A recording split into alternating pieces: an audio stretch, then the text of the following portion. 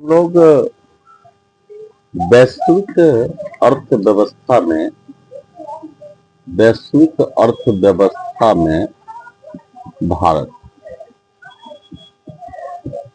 भारत इस टॉपिक पर बात करेंगे। ये एक इनिशियल टॉपिक मान सकते हैं अर्थव्यवस्था के लिए। इसमें भारत की अर्थव्यवस्था की जो कमजोरियां हैं, जो ताकत है, उसकी चर्चा करेंगे। भारतीय अर्थव्यवस्था की ताकत, उसकी खूबियों की चर्चा करेंगे और एक इसको प्राइमरी जो सिविल सर्विसेज की तैयारी करने वाले स्टूडेंट हैं और जो भी वैसे भी जो अर्थव्यवस्था के अध्ययन करने वाले स्टूडेंट है, अर्थशास्त्र पढ़ने वाले या जो समसामयिकी के अंतर्गत है, उसको भी इसकी जानकारी रहनी चाहिए। वैश्विक अर्थव्यवस्था में भारत ये टॉपिक है। देखिए, अभी जब हम लोग बात करते हैं 2-3 शताब्दी की बात करेंगे। कहा जाता है कि मुगल काल के शासन काल तक भारतीय अर्थव्यवस्था यहाँ विश्व की अर्थव्यवस्था की लगभग में एक चौथाई के बराबर थी। महान मुगलों के समय में 1/4 भाग। उससे पहले के कालखंड में भी भारतीय अर्थव्यवस्था वैश्विक अर्थव्यवस्था के महत्वपूर्ण इंजन के तौर पर, लेकिन जब विदेशी शासन, विशेषकर अंग्रेजों के शासन काल में हम रहे, तो अंग्रेजों के शासन काल के अंतिम समय में, अंग्रेजी शासन काल के अंतिम समय में हमारी अर्थव्यवस्था अत्यंत कमजोर हो चुकी थी, जर्जर हो चुकी थी। कई कारण इसके बतलाए जा सकते हैं, कई कारण हैं भी। और जब इस क्रम में कई पुस्तकें भी आई और एक महत्वपूर्ण स्लोगन भी बना, गंगा सूखती जा रही है, टेम्स बढ़ता जा रहा है। रजनी पामकर, दादा भाई नौरोजी जैसे चिंतकों ने इस पर काम भी किया। लेकिन जब हमारे देश को आजादी मिली, उसके बाद हमारे देश की जो आर्थिक व्यवस्था विकास की दर थी, वो लगभग में 2 से 3% के बीच में ही थी। इसको देखेंगे। अब इस 2 से 3% से कभी ज्यादा नहीं बढ़ पाई। इसको देखेंगे कि 2 से 3% का एवरेज जो निकालते हैं, 2 से 2.5%, इसको इस तरह से उपहास का पात्र बनाया गया। इसे हिंदू विकास दर भी कहा गया, हिंदू विकास दर कहा गया। और यही कहानी लगभग में 1990 तक रही, हिंदू विकास दर। 1990 के दशक में इस देश में आमूलचूल परिवर्तन हुए और अगर भारत के सभी प्रधानमंत्रियों की बात हो तो व्यक्तिगत किसी भी प्रकार की टिप्पणी से दूर रहते हुए ऐतिहासिक दृष्टिकोण से और विकास के दृष्टिकोण से पीवी नरसिम्हा राव भारतवर्ष के इतिहास के सबसे अच्छे प्रधानमंत्रियों में गिने ही जाएंगे। नरसिम्हा राव ये भारतवर्ष के प्रधानमंत्री थे और उस समय मनमोहन सिंह देश के वित्त मंत्री थे। मनमोहन सिंह, उन्होंने 1991 ईस्वी में भारतवर्ष में उदारीकरण की प्रक्रिया की शुरुआत की। ये ध्यान रखना। इसको अर्थशास्त्र में राव मनमोहन मॉडल भी कहा जाता है। राव मनमोहन मॉडल, ये ध्यान रखना। राव मनमोहन मॉडल। उससे पहले हमारे देश में आर्थिक व्यवस्था इतनी कमजोर हो गई थी कि सोना गिरवी रखा गया था। अब इन सारी चीजों पर हम लोग आगे बढ़ेंगे कि राव मनमोहन मॉडल में क्या महत्वपूर्ण चीजें थी। तो आर्थिक उदारीकरण की शुरुआत हुई और 1996 में संयुक्त मोर्चे की सरकार बनी। संयुक्त मोर्चे के पहले वाजपेयी जी की सरकार रही, उसके बाद संयुक्त मोर्चे की सरकार बनी। वाजपेयी जी की सरकार यहाँ पर 13 दिनों के लिए रही और उसके बाद यहाँ पर सरकार में प्रधानमंत्री HD देवगौड़ा की गुजरात बनी। 1996 से लेकर के 2004 तक ऐसे विस्तृत तत्व ले ले थोड़ा सा, जो भी सरकारें आए, किसी ने भी आर्थिक उदारीकरण की प्रक्रिया को स्वतः रूप से मंद करने का प्रयास नहीं किया। जो भी सरकारें आई, यद्यपि इसमें राजनीतिक अस्थिरता का दौर भी था और 1996 से लेकर के 1998 तक के बीच में 3 व्यक्ति भारतवर्ष के प्रधानमंत्री बने, जिसमें कि तो अलग अलग दल भी थे। दल अलग रहने के बावजूद भी आर्थिक प्रक्रिया की जो दर थी, आर्थिक जो नीति थी, उदारीकरण की बात की। जब 2004 का कालखंड आया, 2004 के कालखंड में मनमोहन सिंह, उसके बाद 2004 में जो अपने देश में चुनाव हुए थे, उसमें वाजपेयी जी की सरकार यानी कि एनडीए की सरकार हार गई थी और मनमोहन सिंह प्रधानमंत्री बने थे। मनमोहन सिंह की प्रधानमंत्री बने थे, मनमोहन सिंह प्रधानमंत्री बने और 1904 से लेकर के 1914 तक वो प्रधानमंत्री के पद पर रहे। ध्यान रखना, 1904 से लेकर 1914 तक। अब यहाँ पर कई चीजों को आप देखेंगे, 1904 से 14 तक प्रधानमंत्री रहे। प्रधानमंत्री के तौर पर यह कार्यकाल, और उससे पहले वित्त मंत्री के तौर पर कार्यकाल था 1990 के कालखंड में, और उससे पहले वो रिजर्व बैंक के गवर्नर भी रह चुके थे, रिजर्व बैंक के गवर्नर। और भारत, यहाँ पर भी ध्यान रखना है कि भारत सरकार के वो वित्त सचिव भी रह चुके थे। अब इन चीजों पर आप ध्यान रखेंगे, वित्त सचिव भी रह चुके थे, तो मनमोहन सिंह का इस देश की अर्थव्यवस्था पर सबसे ज्यादा प्रभाव पड़ा है। कम से कम 1980 के बाद अगर किसी एक व्यक्ति अगर आपसे पूछा जाए जिसका प्रभाव सबसे ज्यादा इस देश पर पड़ा है अर्थव्यवस्था के संदर्भ में, तो आप निसंकोच होकर के मनमोहन सिंह का नाम लेंगे। मनमोहन सिंह का सबसे ज्यादा प्रभाव पड़ा है बिना किसी क्वेश्चन के। और यहाँ पर देखेंगे कि सरकारें, मनमोहन सिंह, कितनी भी सरकारें आई गई, देखिए मनमोहन सिंह की जो सरकार आई तो उस उदारीकरण की प्रक्रिया को और ज्यादा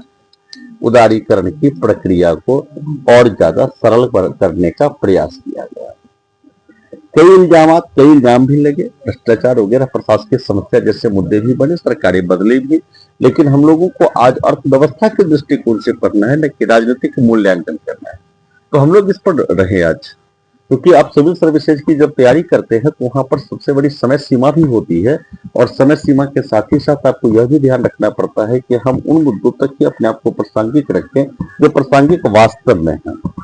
अब ऐसा नहीं कर अर्थव्यवस्था में हम राजनीतिक व्यवस्था की बात करने लगे और राजनीतिक अर्थव्यवस्था की बात करने लगे, वो तब तक जहां तक जरूरी है वहीं तक बात करें। तो उसके बाद आपको ध्यान रखना है कि अब जब मनमोहन सिंह 2014 में गए तो हमारे देश की अर्थव्यवस्था लगभग विश्व के 10वें नंबर की अर्थव्यवस्था थी, विश्व के 10वें नंबर की अर्थव्यवस्था। अब 2025 की जब हम बात कर रहे हैं, 2025 खत्म हो चुका है, 2026 वर्तमान में हम लोग हैं, तो 2025 के इस समय अवधि तक आज हम विश्व की चौथे नंबर की इकोनॉमी बन चुके हैं, चौथी सबसे बड़ी अर्थव्यवस्था हम बन चुके हैं, चौथी सबसे बड़ी अर्थव्यवस्था विश्व बन चुके हैं। अब हमसे ऊपर विश्व की मात्र 3 अर्थव्यवस्थाएं हैं, इसमें सबसे पहले यूएसए, उसके बाद चीन है, यूएसए के बाद आप चीन दे सकते हैं, और चीन के बाद जर्मनी है। तो मतलब हमारे हमसे ऊपर 3 अर्थव्यवस्थाएं हैं, सबसे पहले अमेरिका की अर्थव्यवस्था है, और उसके बाद चीन की अर्थव्यवस्था है, उसके बाद जर्मनी की अर्थव्यवस्था है। ये ध्यान रखना है, पहले जर्मनी के बाद जर्मनी की अर्थव्यवस्था थी, उसके बाद जापान था, लेकिन अब जापान को हमने पीछे छोड़ दिया है और हम खुद यहाँ पर खड़े हैं भारत। अब भारत विश्व की चौथी अर्थव्यवस्था बन चुका है। भारत सरकार ने सूचना जारी कर दी है कि हमारी अर्थव्यवस्था चौथे नंबर की हो चुकी है। अब यहाँ पर कई चीजों को हम देखेंगे, पहले देखेंगे जिसके बीच में जो अंतराल है अर्थव्यवस्था में वो क्या है, इसको देखेंगे। अब यहाँ पर जो संकेत हैं उसको भी हम लोग स्टडी करेंगे। इस स्टडी के बाद ही आप लोगों को समझ में आएगी कि हमारी यात्रा अभी कहाँ तक जाएगी, इसको समझ में आएगी। पहला नाम अमेरिका का है, उसके बाद चीन का है, उसके बाद जर्मनी का है, और उसके बाद भारत है। देखिए यहाँ पर अमेरिका की जो इकोनॉमी है लगभग में $30 ट्रिलियन के बराबर, 30। हम इसमें ट्रिलियन डॉलर को सिर्फ यहाँ पर टीबी कर देते हैं, इससे आपको समझ में आ जाएगी 30 टीबी के बराबर में। और एक राउंड फिगर में आप लोग समझते चलेंगे। 30 के बाद चीन की जो अर्थव्यवस्था है वो $20 ट्रिलियन के बराबर में। जर्मनी की जो अर्थव्यवस्था है वह लगभग में $5 ट्रिलियन के बराबर में है। और भारत की जो अर्थव्यवस्था है तो हम 4.23 इस तरह की अर्थव्यवस्था के अप्रोक्स में है, मतलब 4 से ज्यादा लेकिन 5 सेकंड, यहां पर यह समझना है। अब हमको देखना है कि हमारे लक्ष्य क्या है और हमारे पास चुनौतियां क्या क्या है, इनको देखिए। देखिए, भारत वर्ष की जो अभी विकास दर है, तो विश्व के जितने भी अभी अर्थव्यवस्थाएं प्रमुख हैं, उस प्रमुख अर्थव्यवस्थाओं में भारत की विकास दर सबसे ज्यादा है। प्रमुख अर्थव्यवस्थाओं में विकास दर सबसे ज्यादा किसकी है? भारत की है। यह ध्यान रखना है, सबसे ज्यादा भारत की अर्थव्यवस्था विकसित, और भारत के बाद इसमें सबसे ज्यादा जो विकास दर है वो चीन की अर्थव्यवस्था की है।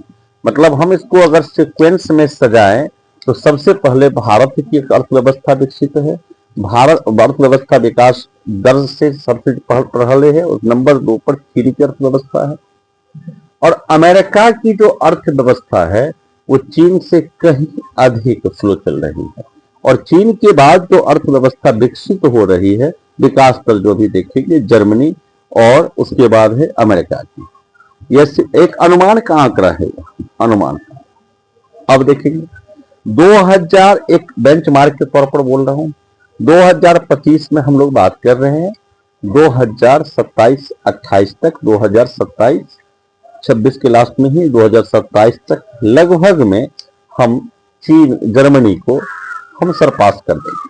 वैसे वैश्विक आंकड़ा यह 2028 तक है कि 2028 तक हम जर्मनी को सरपास कर देंगे। कई चुनौतियां आ सकती है, इस पूर्वानुमान में कई चुनौतियां भी है। अगर चुनौतियों को थोड़ा सा हम नजरअंदाज कर दे तो आप देखेंगे कि हम इसको 2027 के लास्ट में ही पार कर दे, और एक अच्छी न्यूज हम लोगों को मिल जाए 2028 का जब अप्रैल का महीना आए तो एक अच्छी न्यूज हम लोगों को मिल जाए कि भारत की अर्थव्यवस्था तीसरे नंबर की अर्थव्यवस्था हो जाए। एक अच्छा न्यूज, एक अच्छे समाचार मिल जाए, और निश्चित रूप से देशवासी को गर्व होगा इस पर, इस तथ्य पर देशवासी को भी गर्व होगा। लेकिन अगर 2027 में हम ना करके 2028 में ही कर लें, 2029 की किसी प्रकार की चुनौतियों से लग जाए, कोई बात नहीं। यहां पर आप देखेंगे कि चीन को जर्मनी को सरपास करने के बाद, जर्मनी से ऊपर जाने के बाद हमारे पास नंबर 3 पर जब जाएंगे तो हमारे पास नंबर 1 पर उस समय भी यूएसए ही रहेगा, नंबर 2 पर चीन रहेगा, नंबर 3 पर भारत रहेगा। ये एक 2030 की बात मैं बतला रहा हूं। अब 2030 तक यही कंडीशन आने जा रहा है। 2030 तक यूएसए नंबर 1 पर, चीन नंबर 2 पर और भारत नंबर 3 पर। क्योंकि चीन और भारत के बीच में जो गैप है वह गैप बहुत बड़ा है। उस गैप को पूरा किया जा सकता है भारत अपने उच्च विकास दर से, और चीन की विकास दर जो अपेक्षाकृत कम है अभी, ऐसा अनुमान भी किया जाता है कि आने वाले वर्षों में चीन की विकास दर कम हो जाएगी।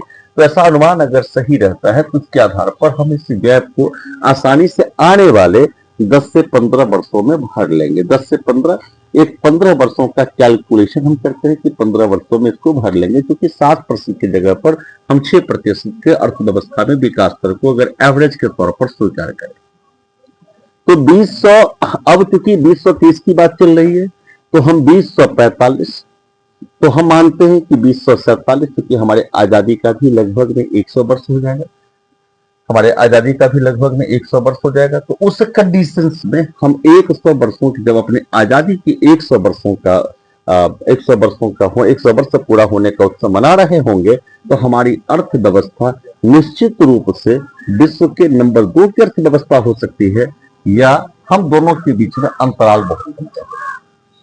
अगर इसी आंकड़े को हम सटीक तरीके से एनालिसिस करें तो एक निष्कर्ष यह भी आता है कि 2052 आते आते 2052, क्योंकि उस 5 वर्षों के गैप को हम बढ़ा करके बढ़ते हैं, तो हमारे देश में संविधान जो लागू हुआ था उसके बाद जो प्रथम चुनाव हुए थे वो भी आप लोगों को याद होगा 1952 में, जब हम लोगों ने संवैधानिक रूपरेखा को स्वीकार किया था, संविधान को रूपरेखा को स्वीकार किया था और संवैधानिक व्यवस्था पूर्णतः लागू हो गई थी। तो जब उसके 100 वर्ष मना रहे होंगे, उसके बाद जो परिस्थितियां आई उसका जरा कैलकुलेशन हम लोगों ने किया है। अब जब हम आप लोगों ने पढ़ा था कि भारतवर्ष की जो दूसरी पंचवर्षीय योजना लागू हुई थी वो उद्योगों पर आधारित थी, उद्योगों पर आधारित थी दूसरी पंचवर्षीय योजना। और दूसरी पंचवर्षीय योजना में कई प्रकार के उद्योगों की स्थापना यहाँ पर हुई थी। अगर आपसे कोई पूछे डीवीसी की स्थापना कब हुई है, बड़े बड़े जो कंपनी देखते हैं उसके और उसकी स्थापना कब हुई, तो ऐसे जो स्टूडेंट्स कॉमर्स बैकग्राउंड के होंगे उनको पता होगा कि 1956 का कंपनी अधिनियम। एलआईसी की स्थापना कब हुई वो भी आपको याद रखना है, 1956 का अधिनियम से एलआईसी की स्थापना नहीं, एलआईसी की स्थापना संसद से हुई और 1956 का कंपनी अधिनियम बना है, जिससे कि कई प्रकार की कंपनियां बनी है। अब भारतवर्ष में जो कंपनियां पहले बनती थी 1956 के अधिनियम से ही बनती है। तो जब हम अपने दूसरे पंचवर्षीय योजना जिसमें हमने उद्योगों के विकास को लक्ष्य रखा था, दूसरी पंचवर्षीय योजना में हमारा जो लक्ष्य था, दूसरी पंचवर्षीय योजना में हमारा जो लक्ष्य था, योजना में हमारा लक्ष्य क्या था, उद्योगों का विकास। हमारा लक्ष्य उद्योगों का विकास था, उद्योगों का विकास। तो जब उसके 100 साल की अवस्था, 100 साल पूरा होने की स्थिति में हम लोग आएंगे 2057-2056 में, तो भारतीय अर्थव्यवस्था निश्चित रूप से विश्व की नंबर 1 की अर्थव्यवस्था रहेगी, या नहीं तो विश्व की नंबर 1 अर्थव्यवस्था से थोड़े पीछे रहेगी, या हो सकता है कि थोड़ा बहुत अंतराल हो सकता है, क्योंकि यह अनुमानतः है। अब यहाँ पर कई चीजें हैं कि जिसको हम लोगों को समझना है कि आज हमारी अर्थव्यवस्था वाकई में इतनी जो विकसित होती जा रही है उसके पीछे में कारण क्या है। भारतीय अर्थव्यवस्था की अभी पॉजिटिव और नेगेटिव दोनों चीजों की हम बात करेंगे। देखिए, भारतवर्ष में सबसे पहले अर्थव्यवस्था का जो आकलन होता है वो कई आधार पर होता है। भारतीय अर्थव्यवस्था का आकलन, तो यह किसी भी अर्थव्यवस्था का आकलन जो होता है कई आधार पर होता है। एक होता है जीडीपी के आधार पर, जीडीपी जिसको कि सकल घरेलू उत्पाद कहते हैं। एक होता है परचेजिंग पीपीपी के आधार पर, पीपीपी जिसको कि परचेजिंग पावर कहते हैं, उसके मतलब इसको हम कह सकते हैं सकल घरेलू उत्पाद पर, सकल घरेलू उत्पाद, सकल घरेलू उत्पाद के आधार पर। दूसरा कह सकते हैं क्रय शक्ति या क्रय क्षमता के आधार पर। ये दो महत्वपूर्ण चीजें हैं, क्रय शक्ति। और तीसरी चीजें आती है ह्यूमन इंडेक्स के आधार पर, मानवीय सूचकांक के आधार पर। अब एक क्वेश्चन आप लोगों के दिमाग में जाएगा, जो मानवीय सूचकांक से अर्थव्यवस्था का क्या संबंध है?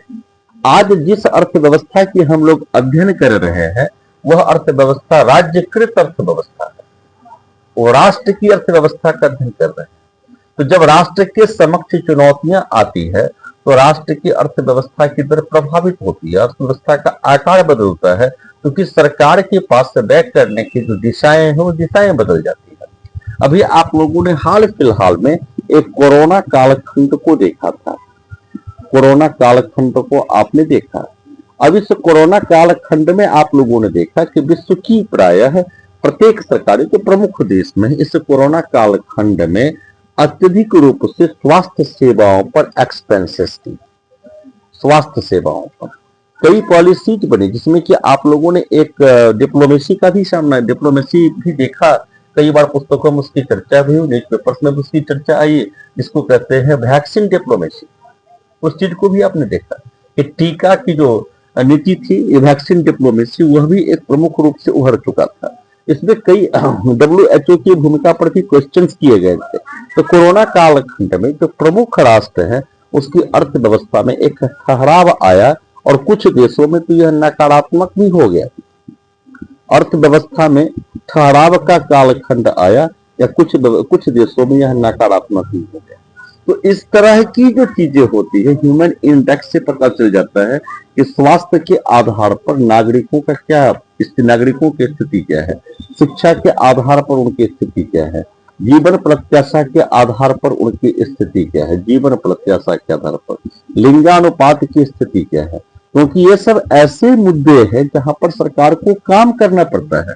सरकार को इस तरह इनमें रेवेन्यू जो एक्सपेंसेस होते हैं, तो यहां से भी पता चलता है कि अर्थव्यवस्था का आकार कैसा होगा।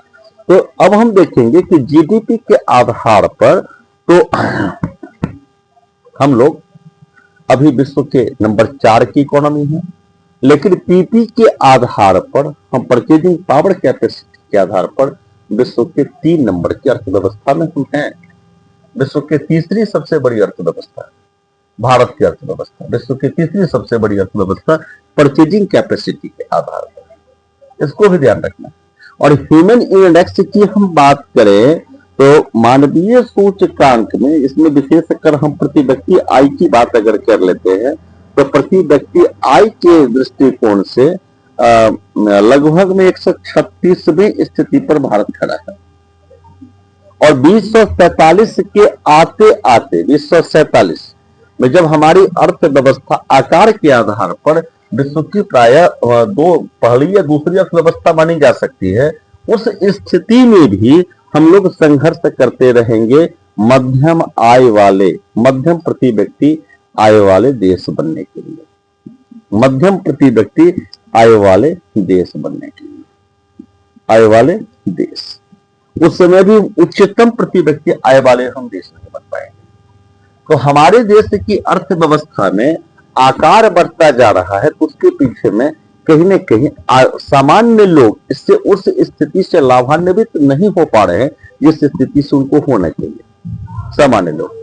इसके पीछे में भी कई कारण हो सकते हैं। सबसे पहले हमारी अर्थव्यवस्था की, इसको हम नकारात्मक और सकारात्मक कारणों को देखेंगे। सबसे पहले हमारे देश में विशाल जनसंख्या, हमारे देश की जनसंख्या में विशाल जनसंख्या सबसे पहले, वस्तुतः आज हम विशालतम जनसंख्या वाले देश हैं। पहले समस्या मानी जाती थी कि जनसंख्या, आप लोगों ने एक अर्थशास्त्री का नाम सुना होगा मार्कस का। मार्कस ने अपनी जनसंख्या सिद्धांत में कहा था कि जनसंख्या ज्यामितीय चीजों से, ज्यामितीय दर से बढ़ती है, जबकि उत्पादन के साधन या सेवाएं अंगगणितीय दर से बढ़ती है। तो बढ़ती हुई जनसंख्या एक बोझ बन जाती है। वैसे भी आप लोगों को पता रहना चाहिए कि अर्थशास्त्र का जनक एडम स्मिथ को कहा जाता है। खैर अर्थशास्त्र क्लास में सारी चीजों पर चर्चा करेंगे हम। तो पहले विशाल जनसंख्या, अब इससे पहले जनसंख्या को बोझ माना जाता था। 1990 के बाद जनसंख्या और देश की विकास दर के बीच में एक गजब की समानता देखी गई। अब उस समानता को जरा आप देखेंगे। चीन 1990 से लेकर के 2025 तक विश्व की सबसे बड़ी अर्थव्यवस्था, विश्व की सबसे बड़ी जनसंख्या वाला देश रहा है। 2025 तक ऑलमोस्ट हम मान लें कि 2024 के लास्ट में, क्योंकि आधिकारिक आंकड़ा नहीं आया है, तो जनसंख्या वाला देश रहा है। तो इस कालखंड में अर्थव्यवस्था में सबसे ज्यादा उछाल भी चीन को आया है। 1991 में हमारे देश में आर्थिक उदारवाद की प्रक्रिया शुरुआत हुई और 1980 के दशक में चीन में अर्थव्यवस्था में उदारवाद की प्रक्रिया शुरुआत हुई। और 1980 तक भारत और चीन के इकोनॉमी की स्थिति, अर्थव्यवस्था की स्थिति लगभग कमोबेश समान ही थी। कुछ मामलों में तो हम चीन से आगे भी, लेकिन 2001 में चीन की अर्थव्यवस्था भारत की अर्थव्यवस्था की लगभग में 6 गुनी थी। तो यहां पर जो बढ़ती हुई विशाल जनसंख्या है चीन के लिए, वह पूंजी और मांग निर्माण का साधन बना, पूंजी और मांग निर्माण का साधन बना। यहां ध्यान रखना है, आज विश्व का सबसे सस्ता श्रम बाजार चीन में है। सबसे सस्ता श्रम बाजार विश्व में चीन को आज मैन्युफैक्चरिंग का केंद्र कहा जाता है। यद्य भारत सरकार इसको ऑप्शन, विकल्प के तौर पर इंडिया को प्रस्तुत कर रही है, उचित भी होना भी चाहिए। तो सस्ते श्रम मिलने से उत्पादित माल की जो कीमत होती है वो कम हो जाती है, और कम उत्पादित माल की कीमत कम होने से वह विश्व के अन्य देशों में, क्योंकि अर्थव्यवस्था में खुलापन का दौर है, तो वहां पर उस माल की कीमत कम रहने से वह दुनिया का पावर हाउस बन जाता है, क्योंकि लोग सस्ती कीमत पर में अच्छे क्वालिटी का सामान लेंगे। तो वहां पर दुनिया का सबसे ज्यादा सस्ता श्रम है। दूसरी चीज यह है कि चीन के पास अधिकाधिक जनसंख्या होने से सबसे बड़ी मांग का, घरेलू मांग जिसको कहते हैं, मांग का बाजार उसके पास उपलब्ध है, मांग बाजार जिसको कहा जाए। आज भारत के पास भी सबसे बड़ी संपत्ति यही है कि भारत के पास उपभोक्ता बाजार भारतवर्ष में मध्यम वर्ग का जो आकार है वो विश्व के कई देशों की कुल जनसंख्या से अधिक है। तो भारतवर्ष की जो यह मध्यम वर्ग की बढ़ती हुई जनसंख्या है वह भारतवर्ष के घरेलू मांग को अत्यधिक तीव्र या अत्यधिक उच्च बना करके रखती है। तो भारतीय अर्थव्यवस्था इसलिए किसी बाहरी प्रतिबंध से बहुत ज्यादा प्रभावित नहीं होती।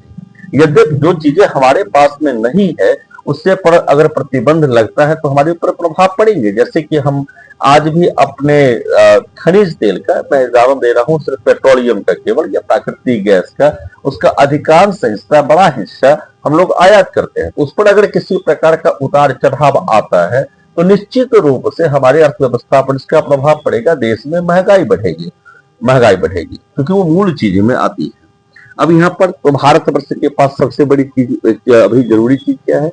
विशाल जनसंख्या। कभी कभी जब खुलेपन का दौर आया तो विशाल जनसंख्या के साथ ही साथ हम मानते हैं कि भारतवर्ष में अभी भी तकनीकी रूप से जनसंख्या को प्रशिक्षण करने की जरूरत है।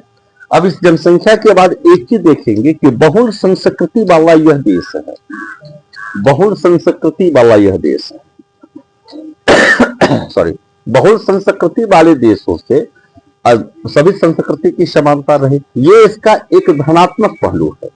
क्योंकि विश्व के अन्य देश जो प्राय अन्य विदेशी, जो आप जर्मनी की बात करिए, जापान की बात करिए, किसी भी देश की बात करें, तो भारतवर्ष में अपनी संस्कृति पर किसी भी प्रकार का प्रतिबंध नहीं देखते। तो यह बहुलवादी संस्कृति भी भारत की ताकत है। उसके बाद सबसे महत्वपूर्ण बात है कि भारत आज अपनी विशाल जनसंख्या में विश्व में सबसे अधिक आबादी वाला देश है, सबसे अधिक युवा आबादी वाला देश है, युवा आबादी। और इस युवा आबादी से आपका अभिप्राय यहाँ पर यह है कि हमारी जो कार्य क्षमता है वह सबसे अधिक है। हमारी कार्य क्षमता में प्रशिक्षण दे करके हम उस कार्य क्षमता को और बढ़ा सकते हैं। यह सही बात है कि आज जापान जैसे, नॉर्वे जैसे देशों की जीवन प्रत्याशा का दर बहुत अधिक है, लेकिन वहां पर बूढ़े लोगों की जनसंख्या ज्यादा है। बूढ़े लोगों पर स्वास्थ्य के प्रति सरकार के एक्सपेंसेस ज्यादा हो सकते हैं, उनकी कार्य क्षमता कम होगी। लेकिन भारतवर्ष में युवाओं की जनसंख्या सबसे अधिक है, तो भारतवर्ष के युवाओं में जनसंख्या में कार्य क्षमता का जो रेशियो होगा वो सबसे ज्यादा होगा।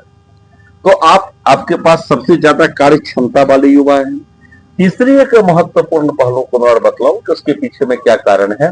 भारतवर्ष में जो सरकारें रही 2014 के बाद, तो वहां पर में आर्थिक, देखिए जो कुछ भी होता है, प्लेटो ने एक बार कहा था कि राजनीति मास्टर साइंस है। जो कुछ भी होता है उसमें राजनीति एक महत्वपूर्ण फैक्टर है। तो हमारे देश में डेमोक्रेटिक व्यवस्था है, जनतांत्रिक व्यवस्था है। विश्व के अन्य प्रमुख देशों में भी जनतंत्र की व्यवस्था है। यह भी एक साम्यता का फैक्टर उभर कर आता है, साम्यता का कारक बन किया जाता है। दूसरी महत्वपूर्ण चीज मैं बतलाऊं कि अभी 30 जनवरी को भारत के रिजर्व बैंक ने एक घोषणा करी। रिजर्व बैंक की घोषणा का उद्देश्य यह था कि भारतवर्ष का जो विदेशी मुद्रा भंडार था वह 700 अरब डॉलर से भी अधिक हो गया, 700 अरब डॉलर से भी अधिक। वर्तमान में 724 है, ध्यान रखेंगे, 700 अरब डॉलर से अधिक हो गया। अगर आपके पास भी यहाँ पर क्वेश्चन आएगा कि 700 अरब डॉलर से भाई क्या होता है, इससे क्या फायदा है। देखिए, आप अर्थव्यवस्था के जो अस्थायित्व की बात करेंगे तो आपको यह देखना पड़ेगा जो हमारे देश में संकटग्रस्त स्थिति में, किसी विशेष परिस्थिति में हमारा देश कितने दिनों तक आयात को संभाल सकता है। इससे आपके देश की अर्थव्यवस्था की सुदृढ़ता का पता चलता है। भारत का विशाल स्वर्ण भंडार, भारत में 700 अरब डॉलर से भी अधिक का जो यहाँ पर है विदेशी मुद्रा भंडार, ये देश की अर्थव्यवस्था को सुदृढ़ करते हैं। उन्होंने घोषणा की, उसके साथ एक महत्वपूर्ण पहलू यह था कि 11 महीने तक आयात को भारतवर्ष की यह विदेशी मुद्रा भंडार संभाल सकते हैं। 11 महीने तक आयात को। आप ऐसी कल्पना कीजिए कि भारतवर्ष में कोई विशेष त्रासदी आ गई तो हम 11 महीने तक इसको झेल सकते हैं। यह बहुत बड़ी चीज है, क्योंकि आपके अर्थव्यवस्था की जो सुदृढ़ नींव है वर्तमान संदर्भ में, इसको यह बतलाता है। तो आपने देखा कि भारतवर्ष की अर्थव्यवस्था के जो अभी विकास के दौर पर बहुत सारे कारण रहे हैं, जिन कारणों में 2-3 कारणों की चर्चा हमने करी है। कल के फिर क्लासेस में हम अन्य कारणों की चर्चा करेंगे। धन्यवाद। आप लोग वीडियो को देखते रहें।